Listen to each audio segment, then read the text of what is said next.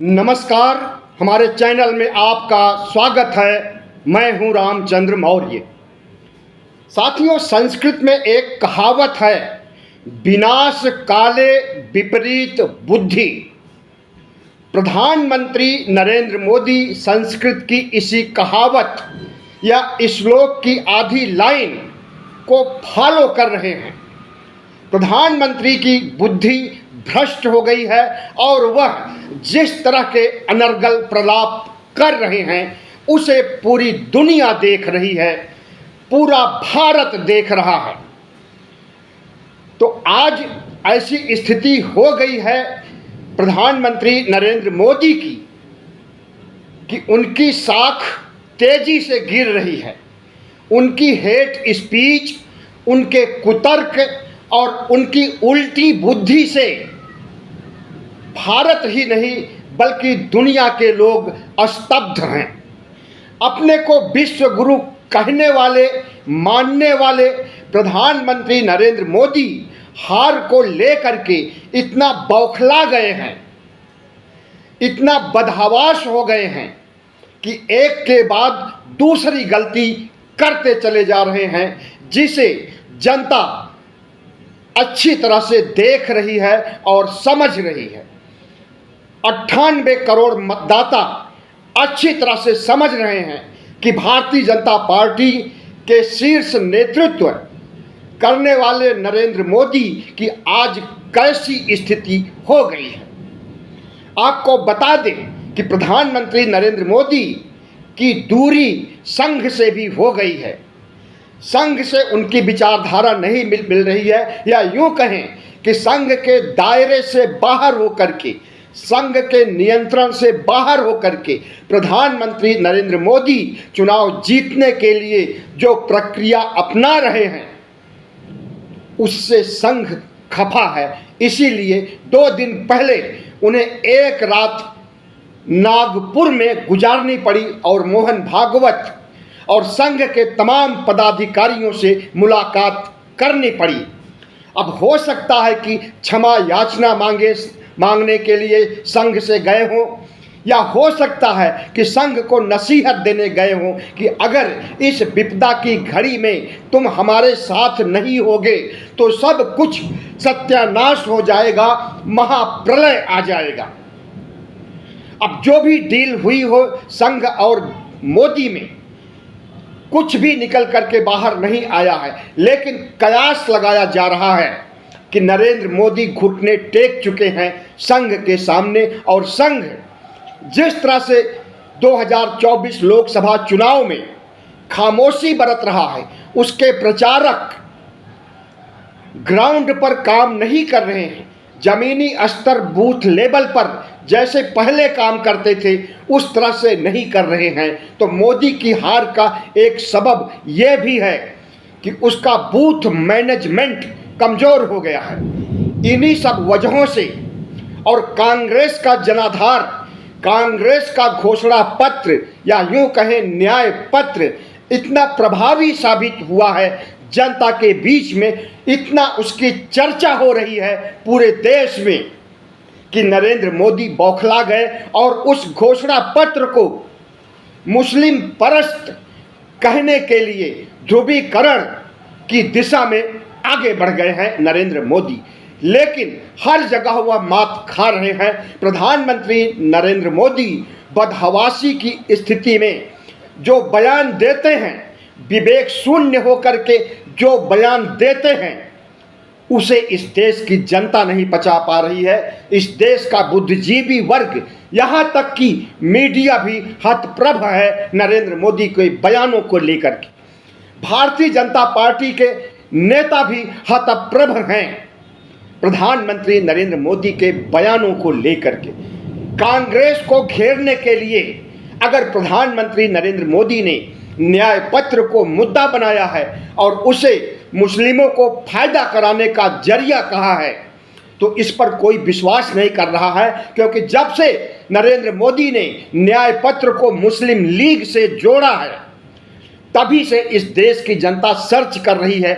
जो लोग घोषणा पत्र को नहीं पढ़े थे, न्याय पत्र को नहीं देखे थे, वह लोग भी गूगल पर सर्च करके न्याय पत्र को पढ़ रहे हैं और उसमें मुस्लिम लीग का कनेक्शन नहीं मिल रहा है, उसमें मंगलसूत्र का कनेक्शन नहीं मिल रहा है, उसमें हिंदू मुस्लिम ध्रुवीकरण का कनेक्शन नहीं मिल रहा है। यही वजह है कि मतदाताओं के बीच प्रधानमंत्री नरेंद्र मोदी अपनी साख गिराते जा रहे हैं और हर रोज गिरा रहे हैं। आज भी उन्होंने टोंक में जिस तरह से हनुमान चालीसा को लेकर के सवाल उठाया, और वो हनुमान चालीसा का सवाल आज का नहीं है, लंबे समय पहले कांग्रेस जब वहाँ पर राज्य स्तर पर उसकी सरकार थी, अशोक गहलोत मुख्यमंत्री थे, उस समय की घटना को उठा रहे हैं कि एक हिंदू अपने घर में हनुमान चालीसा पढ़ रहा था और मुस्लिम लोग आए और उसे मारने लगे कि उधर नमाज पढ़ी जा रही है, इधर तुम हनुमान चालीसा पढ़ रहे हो। और इसे एक नैरेटिव, एक अफवाह के रूप में नरेंद्र मोदी पेश कर रहे हैं। हकीकत कुछ और है। जिस तरह से घोषणा पत्र, न्याय पत्र की हकीकत कुछ और है और नरेंद्र मोदी कुछ किसी और रूप में पेश कर रहे हैं, उसी तरह से हनुमान चालीसा प्रकरण जो बहुत लंबे समय पहले हो चुका है, उसको मुद्दा बना रहे हैं और कह रहे हैं कि इस राजस्थान में जो कोई हनुमान चालीसा पढ़ेगा उसके ऊपर आक्रमण करेगा, उसे मारेगा, मरवाएगा कांग्रेस। तो इस झूठे नैरेटिव, इस झूठे अफवाह तंत्र को भी प्रदेश की जनता अच्छी तरह से समझ रही है। और जब समझ में नहीं आता है तो कांग्रेस के लोग और स्वतंत्र पत्रकारिता यूट्यूब चैनल के विश्लेषक पत्रकार लोग उस सच्चाई को बाहर ला देते हैं जिसे नरेंद्र मोदी झूठला करके अपनी बात आगे करने के लिए, हेट स्पीच बनाने के लिए, हिंदू मुस्लिम ध्रुवीकरण, विभाजन करने के लिए प्रयोग करते हैं, उसे सिरे से खारिज कर दिया जाता है। ऐसे में नरेंद्र मोदी के पास अब कोई भी ब्रह्मास्त्र नहीं लग रहा है कि उन्हें जिता सकता है, तो वे फिर से हिंदू मुस्लिम पर उतर आए हैं। राम मंदिर का मुद्दा काम नहीं आया।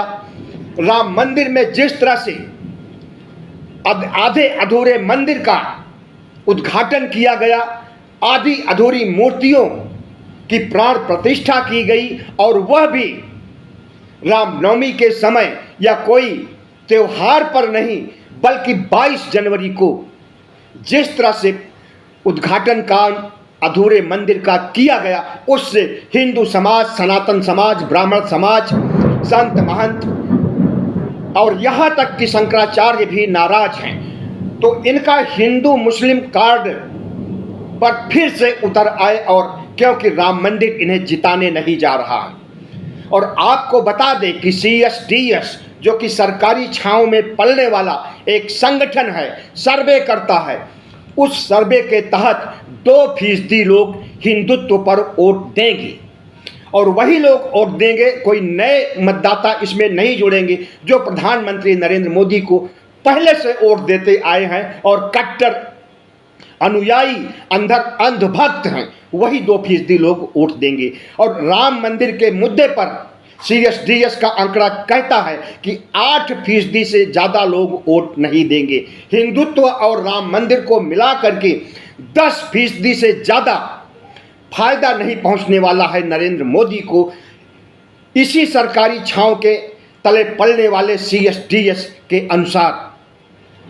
तो प्रधानमंत्री नरेंद्र मोदी ने देखा कि मंदिर कार्ड फेल हो गया, हिंदू मुस्लिम करके जिस तरह से वो पहले जीतते थे उसी पर फिर से लौट आए हैं, और उसी हिंदू मुस्लिम की प्रक्रिया में इन्होंने CAA को वापस लाया, उसे लागू किया, और इन्होंने सोचा कि मुस्लिम लोग विरोध करेंगे तो हिंदू लोग उनके खिलाफ खड़े हो जाएंगे और एक मुश्त वोट भारतीय जनता पार्टी की झोली में आ जाएगा। लेकिन ऐसा कुछ नहीं हुआ। न तो मुसलमानों ने विरोध किया और न तो मुसलमानों ने CAA का विरोध किया और न उनके खिलाफ हिंदू खड़े हो सके, सब शांत रहे। तो नरेंद्र मोदी को लगा अब कौन सा रास्ता चुना जाए। उसके बाद वे फिर से उसी सांप्रदायिक मुद्दे पर 80-20 के खेले पर उतर आए हैं और कांग्रेस के ऊपर अनर्गल आरोप लगा रहे हैं और उस अनर्गल आरोपों का भंडाफोड़ भी हो चुका है। लेकिन नरेंद्र मोदी कहाँ मानने वाले हैं। आज तो कम्युनिस्ट पार्टी की बिंदा करात ने नरेंद्र मोदी के खिलाफ एफआईआर भी दर्ज करा दिया। कुछ नहीं होगा एफआईआर से। किसी भी पुलिस अफसर की हिम्मत नहीं है कि नरेंद्र मोदी के से सवाल कर सके या उन्हें गिरफ्तारी की तो बात दूर है। अगर गिरफ्तार करना भी चाहेंगे तो राष्ट्रपति इसकी मंजूरी नहीं देंगी, क्योंकि राष्ट्रपति भी नरेंद्र मोदी के द्वारा बनाई गई हैं और बगैर राष्ट्रपति के अनुमति से प्रधानमंत्री को गिरफ्तार नहीं किया जा सकता है। चुनाव आयोग से कांग्रेस ने कंप्लेन किया है, लेकिन उस कंप्लेंट का भी कुछ नहीं होने वाला है। कंप्लेंट परसों की गई और आज तक कोई कार्रवाई नहीं हुई, जबकि यही चुनाव आयोग रणदीप सुरजेवाला के खिलाफ तुरंत एक्शन लिया और उन्हें 48 घंटे के लिए मुअत्तल कर दिया चुनाव प्रचार करने के लिए। और भी कई नेताओं के खिलाफ तुरंत एक्शन लिया, उद्धव ठाकरे के खिलाफ एक्शन लिया और भवानी शब्द हटाने के लिए कहा टाइटल सॉन्ग से। लेकिन नरेंद्र मोदी कितने ब्लंडर कर रहे हैं, कर चुके हैं, करते जा रहे हैं। चुनाव आयोग आंख भी बंद किया है, कान भी बंद किया है और मुंह भी बंद कर लिया है। गांधी जी का बंदर बन गया है चुनाव आयोग। नरेंद्र मोदी ने चुनाव आयुक्तों की नियुक्ति की है, इसलिए चुनाव आयुक्त भी बंधा हुआ है नरेंद्र मोदी के मोह पाश में। उन्हें कतई नहीं नोटिस जारी कर सकता है, हिदायत दे सकता है या गिरफ्तारी करवा सकता है। और नरेंद्र मोदी बेलगाम बेधड़क अपनी हेट स्पीच को बढ़ाते जा रहे हैं। नरेंद्र मोदी की हेट स्पीच आज से नहीं है, लंबे अरसे से है। जब से सत्ता में आए हैं तब से नरेंद्र मोदी हेट स्पीच दे रहे हैं, कुतर्क गढ़ रहे हैं और गालियां दे रहे हैं विपक्ष को। सत्ता में आते ही 2014 में इन्होंने कहा था कांग्रेस मुक्त भारत कर देंगे, यानी कांग्रेस का सफाया कर देंगे, और उसके लिए कोशिशें भी किया। कई राज्यों में कांग्रेस की सरकार थी, उन सरकारों को तोड़ करके, उन विधायकों को खरीद करके भारतीय जनता पार्टी में शामिल किया और अपनी सरकार बनाया। कांग्रेस के बड़े बड़े नेताओं को अपनी पार्टी में मिलाया, लेकिन उसके बावजूद भी कांग्रेस खत्म नहीं हुई। और जिस तरह से राहुल गांधी ने 2-2 पदयात्राएं करके पूरे भारत को नापा और कांग्रेस जो मृत प्राय कांग्रेस थी उसको सशक्त किया और मोदी के खिलाफ विकल्प बनाया, इंडिया गठबंधन की खड़ा करके कांग्रेस ने जिस तरह से नरेंद्र मोदी को ललकारा है, तो पहले तो लगा कि इंडिया गठबंधन नरेंद्र मोदी के सामने फिसड्डी साबित होगा। लेकिन वक्त की नजाकत देखिए कि इंडिया गठबंधन तमाम टूट के बाद तमाम मुख्यमंत्रियों को जेल में डालने, सांसदों को जेल में डालने, विपक्ष को भोथरा करने के बावजूद इंडिया गठबंधन इतना सशक्त हो गया कि 19 अप्रैल को अपनी ताकत दिखा दिया और पहले चरण के 102 सीटों पर अपने जीत की मुहर लगा दी। उसी मुहर से प्रधानमंत्री नरेंद्र मोदी हतप्रभ हैं, बदहवास हैं, घबराहट में हैं, निराश हैं। और उसी निराशा का प्रतीक है, उसी कुंठा का प्रतीक है कि कांग्रेस के खिलाफ अनर्गल प्रलाप करना। लेकिन उस अनर्गल प्रलाप का भंडाफोड़ भी हो चुका है। प्रधानमंत्री नरेंद्र मोदी बैक फुट पर आ रहे हैं और जिस तरह से विश्व गुरु बनने के लिए दुनिया के देशों में डंका बजाने की बात करते थे, आज प्रधानमंत्री नरेंद्र मोदी भारत के भी गुरु नहीं रह गए हैं, विश्व की तो बात दूर। दुनिया के देशों में प्रधानमंत्री नरेंद्र मोदी की थू थू हो रही है। सिंगापुर के टीवी चैनलों में दिखाया जा रहा था, मैंने भी देखा है, डिबेट हो रही है।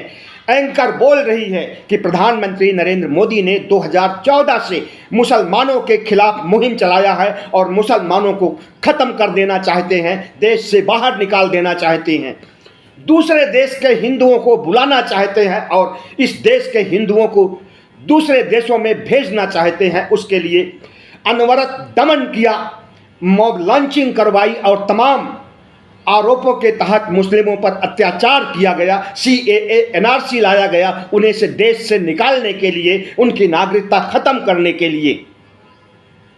और आज प्रधानमंत्री नरेंद्र मोदी जो बातें कह रहे हैं वो सब दुनिया के तमाम न्यूज़ चैनल दिखा रहे हैं। अभी मैंने सिंगापुर की बात किया, CNN जो कि अमेरिका का प्रमुख मीडिया है, इसने भी प्रधानमंत्री नरेंद्र मोदी के चाल चरित्र चेहरे को उजागर किया है सारी दुनिया में। अल जजीरा जो मुस्लिम देशों का मीडिया है, इसने भी नरेंद्र मोदी और भारतीय जनता पार्टी को नंगा किया है दुनिया के सामने।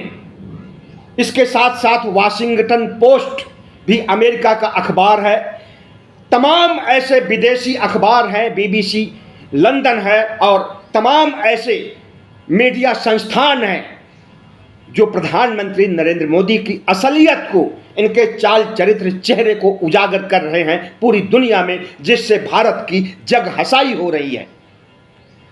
आज भारत अगर कुख्यात हुआ है तो वह प्रधानमंत्री नरेंद्र मोदी की वजह से हुआ है। आपको याद होगा कि नूपुर शर्मा नामक भारतीय जनता पार्टी की एक प्रवक्ता थी, उसने मोहम्मद पैगंबर के बारे में जो कमेंट किया था उससे भी पूरी दुनिया में तहलका मच गया था। कुछ उसी तरह का तहलका आज मचा हुआ है चुनाव के समय दुनिया के अखबारों में, दुनिया के इलेक्ट्रॉनिक मीडिया में। भारत में तो मीडिया गुलाम है, गोदी मीडिया बना हुआ है, नेशनल मीडिया के नाम पर मोदी जी का चरण बंदन करता है, लेकिन भारत में जो सोशल मीडिया, यूट्यूब चैनल और वेबसाइट के प्लेटफार्म हैं, वे भी नरेंद्र मोदी को के चाल चरित्र चेहरे और इनके कुतर्क हेट स्पीच को उजागर कर रहे हैं दुनिया के सामने, देश के सामने।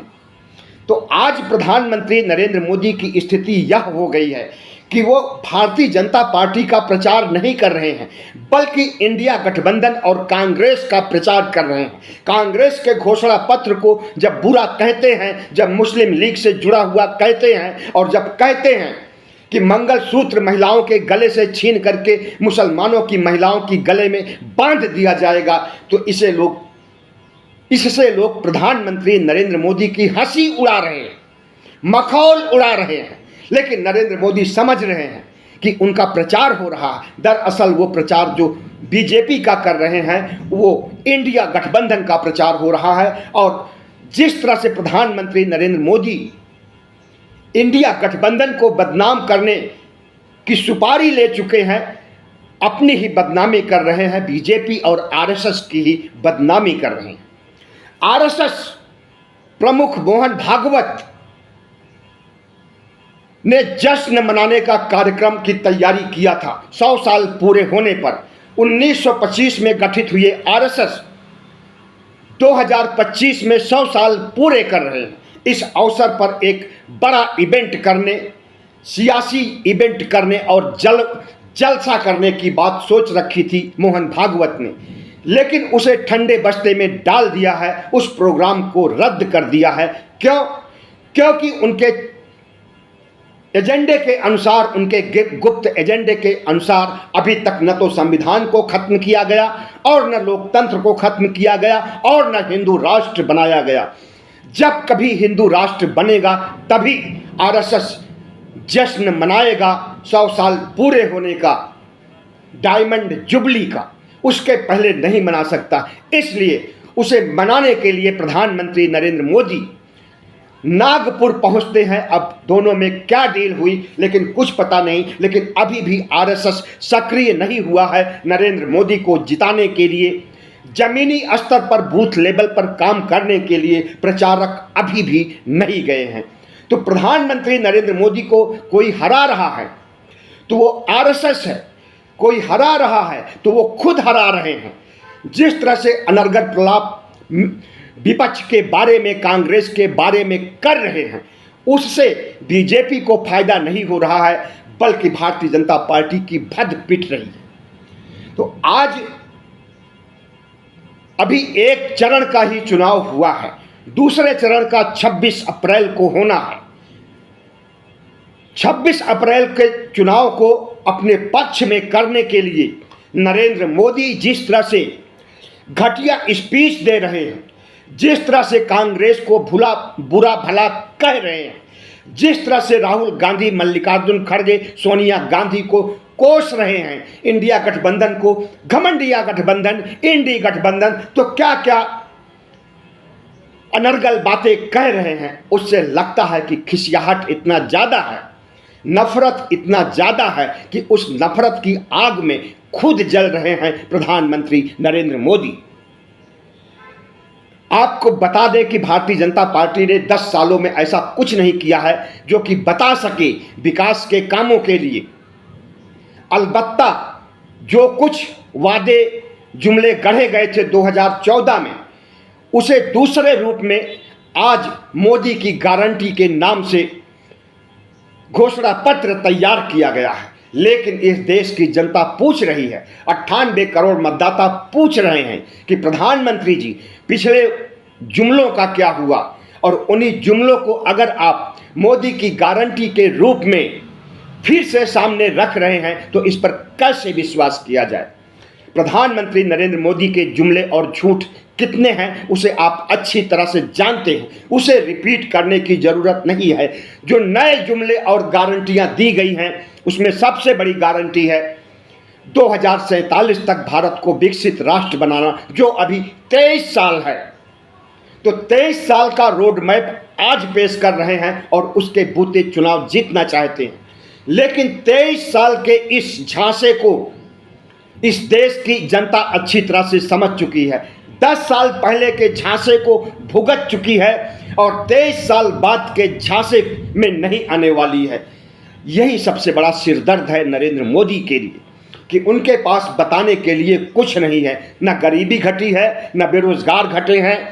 अलबत्ता 50 लाख से ज़्यादा मौतें हुई हैं कोरोना के समय, वेंटिलेटर, अस्पताल, सब कुछ का टोटा पड़ गया था, यहाँ तक कि ऑक्सीजन तक नहीं उपलब्ध करा पाए थे प्रधानमंत्री नरेंद्र मोदी। हेल्थ इंफ्रास्ट्रक्चर में इतनी कमजोरी थी, इतना लचर था कि हमारे देश के 50 लाख से ज़्यादा लोग मारे गए।